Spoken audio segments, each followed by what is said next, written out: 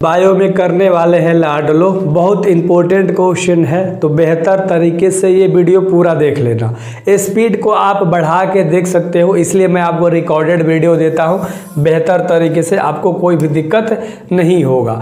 सबसे पहले सवाल के ऊपर हम लोग बात करते हैं लाडलो, ध्यान से देखना, इंग्लिश के साथ है, ठीक है। तो इंग्लिश मीडियम वालों अपना देखते रहना यार इंग्लिश, ठीक ना।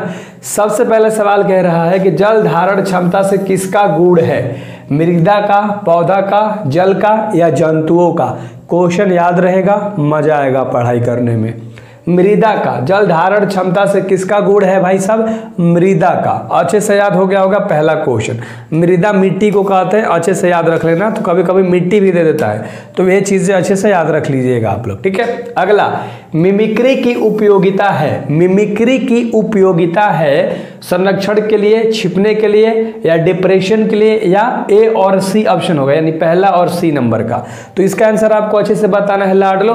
तो देखो, मिमिक्री की उपयोगिता संरक्षण के लिए भी किया जाता है और डिप्रेशन के लिए भी, अच्छे से याद रख लेना, ठीक है। तो ये ए एंड सी नंबर का ऑप्शन यानी कि डी नंबर का ऑप्शन आपका बेहतर तरीके से सही होगा। तो अच्छे से एक क्वेश्चन याद रख लेना लाडलो कि आगे अगर मान लो कोई सिंगल दे दे, दोनों में संरक्षण दे दे या डिप्रेशन दे दे, तो क्या करोगे? इसलिए आपको ऑप्शन दोनों अच्छे से याद रख लेना है, ठीक है। अगर दोनों ऑप्शन में नहीं है तो कोई एगो ऑप्शन भी दे देगा, सिंपल सी बात है। अगला सवाल ध्यान से देखिएगा, अपघटन होते हैं, अपघटन होते हैं पर पोषण। ये तो हर बच्चे को पता है, जिसको हम बोलते हैं हेट्रोट्रॉप्स, ठीक है। पर पोषण सी नंबर का ऑप्शन आपका बिल्कुल सही है। मैं उम्मीद कर सकता हूं कि आप डेली शाम के 6:30 बजे ले ऑब्जेक्टिव करोगे, क्योंकि मैं आपको डेली 6:30 बजे से ऑब्जेक्टिव का वीडियो दे देता हूं। तो अगर आपने अभी से लगातार आपने 30 से 40 दिन मेरा वीडियो कर लिया, तो आप पेपर करके देखना, कॉन्फिडेंस लेवल हाई होगा। प्रीवियस ईयर पेपर देख लेना, आप एक एक क्वेश्चन करने लगोगे, आपको लगेगा यार बहुत आसान होता है एग्जामिनेशन। एक पारिस्थितिक तंत्र में हरे पौधे हैं, एक पारिस्थितिक तंत्र में मेरे भाई जो हरे पौधे होते हैं वे उत्पादक होते हैं। अच्छे से याद रख लेना, क्या होते हैं? उत्पादक होते हैं। बहुत बढ़िया, अगले क्वेश्चन की तरफ हम लोग बढ़ते हैं। मजा आ रहा है, एक एक क्वेश्चन याद हो रहा है। अगर आप वीडियो पे आ रहे हो तो आपके मन में एक चीज होना चाहिए कि मैं 10 मिनट, 9 मिनट, 12 मिनट थम सकता हूँ। अगर आपके पास कैपेसिटी कम है लाडलो, तो आप वीडियो को तेज कर सकते हो। लेकिन यार एक चीज़ सोचो ना अपने आप से कि भैया अगर मान लो हम नहीं पढ़ रहे तो नुकसान तो मेरा होगा। वीडियो पे आ गए हैं तो देख लेते हैं, दिक्कत क्या है यार। अगला सवाल है कि इनमें कौन सा भाग द्विगुणित है, ठीक है। तो अच्छे से याद रख लेना लाडलो, इसमें जो भाग है द्विगुणित भाग कह रहा है तो युग्मनज होगा, यानी कि 5 का ऑप्शन नंबर ए बिल्कुल आपका सही हो जाएगा। अच्छे से याद रखिएगा, ठीक है। सो यार वीडियो बनाने में बहुत मेहनत होती है, लैपटॉप से कनेक्ट करो फिर इधर उधर देखते रहो, तो वही चीज़ें हैं, है ना। अगला सवाल जो कि 6 नंबर का सवाल है, मेरे पास कोई टीम है नहीं ना, मेन बात वह है, आप समझ नहीं, अकेले सब चीज़ करना होता है।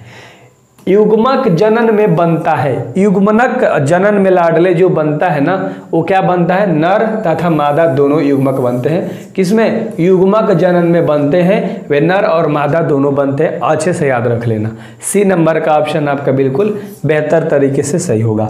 मैं बहुत आराम से याद कराता हूँ, मैंने अभी 5 क्वेश्चन 6 क्वेश्चन कराया ना, आपको 6 के 6 क्वेश्चन याद हो गया होगा। मैं इतना दावे से बोल सकता हूँ आपको 6 का 6 क्वेश्चन याद हो गया होगा।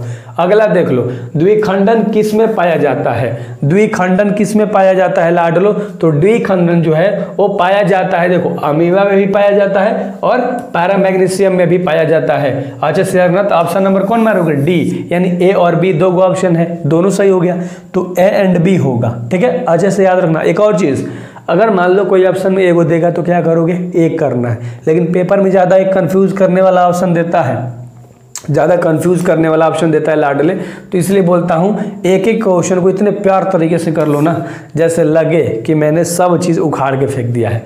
अगला सवाल, जब नर और मादा गैमेट में युग्मक होता है तब यह क्या कहलाता है? तब यह कहलाता है लैंगिक जन्म, ठीक है। ये क्या कहलाता है? तब यह कहलाता है लाडलो लैंगिक जनन कहलाता है।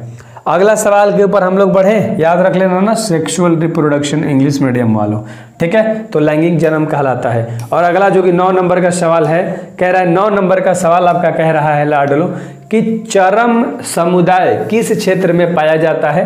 तो चरम समुदाय जो है ना वो पाया जाता है संतुलित क्षेत्र में, अच्छे से याद रख लेना, कौन से क्षेत्र में? संतुलित क्षेत्र में चरम समुदाय पाया जाता है, तो अच्छे से याद रख लेना अगर क्षेत्र पूछ रहा है तो संतुलित क्षेत्र में। और विश्व संरक्षण दिवस मनाया जाता है 28 जुलाई को, और 5 जुलाई को क्या मनाया जाता है? पर्यावरण दिवस।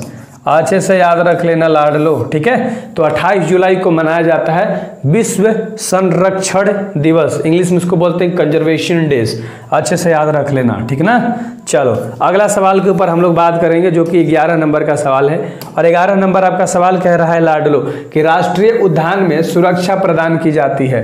राष्ट्रीय उद्यान में जो सुरक्षा है वो मेरे भाई पाई जाती है, जो सुरक्षा है वो प्रदान की जाती है। किसमें प्रदान की जाती है? फ्लोर की और फौना की। अच्छे से याद रखना। तो डी नंबर का ऑप्शन आपका बिल्कुल सही होगा, डी नंबर का ऑप्शन आपका बिल्कुल सही होगा। अगला सवाल देख लो जो कि 12 नंबर का सवाल। 12 नंबर सवाल कह रहा है कि गिर राष्ट्रीय उद्यान विख्यात है। गिर राष्ट्रीय उद्यान विख्यात है सिंह के लिए। अच्छे से याद रख लेना, सिंह के लिए। सिंह मतलब बाघ के लिए यार, ठीक है, सिंह के लिए, अच्छे से याद रख लेना, ठीक है। अगला सवाल के ऊपर हम लोग बात करेंगे 13 नंबर। 13 नंबर सवाल कह रहा है कि मानस अभयारण्य अवस्थित है। मानस अभयारण्य उपस्थित है असम में। अच्छे से याद रख लेना। तो 13 का ऑप्शन नंबर है बिल्कुल सही होगा लाडलो। मजा आ रहा है।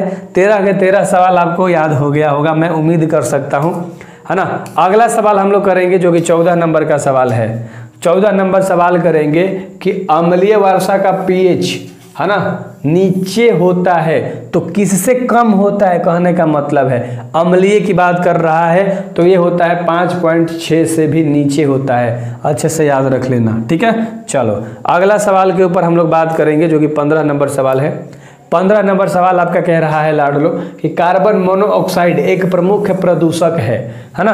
कार्बन मोनोऑक्साइड एक प्रमुख क्या है? प्रदूषक है वायु का, है ना। अच्छे से याद रख लेना, वायु का, है ना, वायु का, एयर का, ठीक है। अगला सवाल 16 नंबर कह रहे केंद्रक प्रतिरोपण की खोज किनके द्वारा की गई थी, है ना। केंद्रक प्रतिरोपण की खोज किनके द्वारा की गई थी लाडलो? तो वो की गई थी ब्रिक्स के द्वारा। अच्छे से याद रखना, सी नंबर का ऑप्शन सही है। किसके द्वारा? ब्रिक्स के द्वारा की गई थी, है ना। किस चीज की? केंद्रक प्रतिरोपण की खोज, है ना, की गई थी, ठीक है। याद हुआ? एक एक क्वेश्चन याद होगा। मैं वैसा इंसान हूं ना, मैं चाहता हूं आप टॉप करो, समझो। एक एक चीज आप ना भाई देखो, मेरे अंदर भी लालच है कि मेरे चैनल से तुम पढ़ोगे तो बेहतर नंबर लाओगे, तो इसलिए रात दिन मेहनत होती है बेहतर कंटेंट देने के लिए। ऑक्जेनिक इनमें से किसके लिए उत्तरदायी है? ऑकोजिन जो है इनमें से किसके लिए उत्तरदायी है लाडलो? तो कैंसर के लिए होता है ऑकोजिन, ठीक है। अच्छे से याद रख लेना, ऑकोजिन जो होता है वो कैंसर के लिए उत्तरदायी होता है। और अगला 18 नंबर का सवाल है कि विश्व स्वास्थ्य दिवस हर्ष मनाया जाता है। यहाँ पर वर्ष होना चाहिए था, यानी कि किस वर्ष मनाया जाता है लाडलो?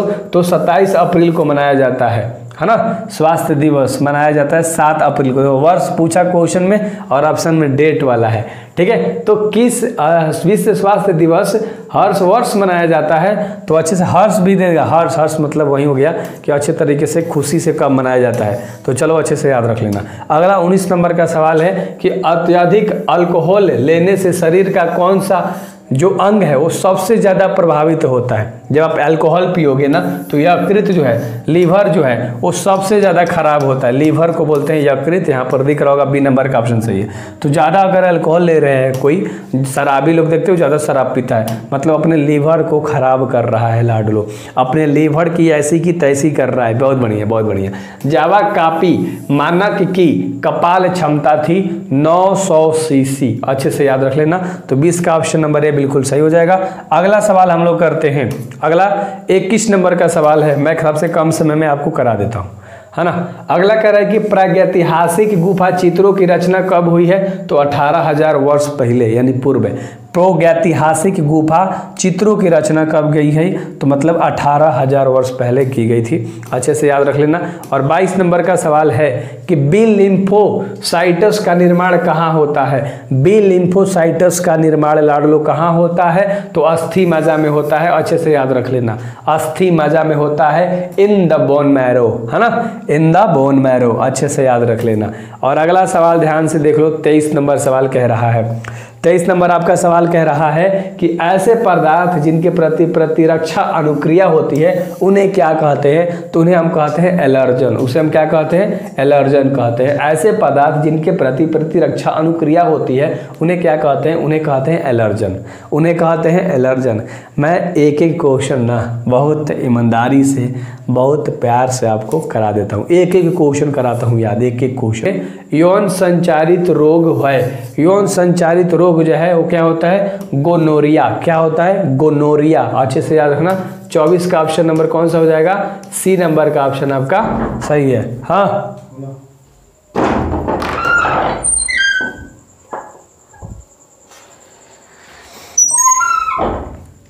अगला सवाल हम लोग करने वाले हैं, ठीक है, ध्यान से देखिएगा। अगला जो कि 25 नंबर का सवाल है, ध्यान से देखो 25 नंबर सवाल क्या कह रहा है? क्षय रोग का संक्रमण मुख्यतः किसके द्वारा होता है? क्षय रोग का जो संक्रमण है लाडलो वो हवा के द्वारा होता है, हवा के द्वारा। हवा के द्वारा क्या होता है? क्षय रोग होता है। Tuberculosis is mainly transmitted through. अच्छे से याद रख लेना, ठीक है। अगला जो 26 नंबर का सवाल है, 26 नंबर सवाल कह रहा है कि मेहसाना तथा सुरती किसकी प्रजाति है? मेहसाना तथा सुरती लाडलो किसकी प्रजाति है? क्वेश्चन आपने देख लिया, ये प्रजाति होती है भैंस की। अच्छे से याद रखना। और ये बहुत इंपॉर्टेंट सवाल है, यह बहुत इंपॉर्टेंट सवाल है। अगला सवाल जो कि 27 नंबर का सवाल करेंगे कि इनमें कौन गाय की प्रजाति नहीं है? गाय की प्रजाति नहीं कह रहा है। करण, जर्सी और करण फैस, ये सब देखो गाय को कहते हैं, आपको पता भी होगा, लेकिन सुरती नहीं कहते हैं। तो डी नंबर का ऑप्शन सही हो जाएगा, सुरती गाय की प्रजाति नहीं है। और अगला हम लोग करने वाले हैं 28 नंबर का सवाल। किसका? 28 नंबर का सवाल कहने वाले हैं कि सोमाक्लोन विविधता किनके द्वारा प्राप्त की जाती है? सोमाक्लोन जो विविधता है किनके द्वारा प्राप्त की जाती है लाडलो? तो वो प्राप्त की जाती है किसके द्वारा? उत्तक संवर्धन के द्वारा, उत्तक संवर्धन के द्वारा, जिसको हम बोलते हैं टिश्यू कल्चर इंग्लिश में। इंग्लिश वाला आसान होता है, नहीं याद हो जाता है आपको सारा, ठीक है। अगला जो 29 नंबर का सवाल है, कह रहा है कि उच्च पैदावार एवं रोग प्रतिरोधी जो सोनालिका एवं कल्याण सोना किसके किस्में हैं, है ना, किसकी किस्में हैं? तो ये जो किस्में हैं ना वेट की है, यानी कि गेहूं की किस्में कहलाती हैं। उच्च पैदावार एवं रोग प्रतिरोधी सोनालिका और कल्याण सोना। अच्छे से याद रख लेना, ठीक है। चलो, तो ये क्वेश्चन भी आपको याद हो गया होगा। अगला जो 30 नंबर का सवाल है और लास्ट सवाल है, पूसा शुभ्रा एक किस्म है, पुष्पा शुभ्रा एक किस्म है फूल गोभी का। किसका? फूल गोभी का लाडले। अब इतना आपने करा ना, 30 ऑब्जेक्टिव, कॉन्फिडेंस कितना आया? आगे करोगे ना, डेली करोगे 6:30 बजे, 5 ही सब्जेक्ट है अभी एग्जाम में, 3 से 3.5 महीना टाइम है। डेली करते रहो, डेली करते रहो, डेली करते रहो, आप मचा दोगे, आप फोड़ दोगे एग्जाम में लाडलो, एक बात याद रख लेना। So best of luck. Daily 6:30 बजे हम लोग करेंगे, जरूर सब्सक्राइब करना, दोस्तों को जोड़ो कि यार एक ऐसा चैनल है जहाँ पर रोज हम लोग ऑब्जेक्टिव कर सकते हैं 6:30 बजे शाम में और मचा सकते हैं। Best of luck.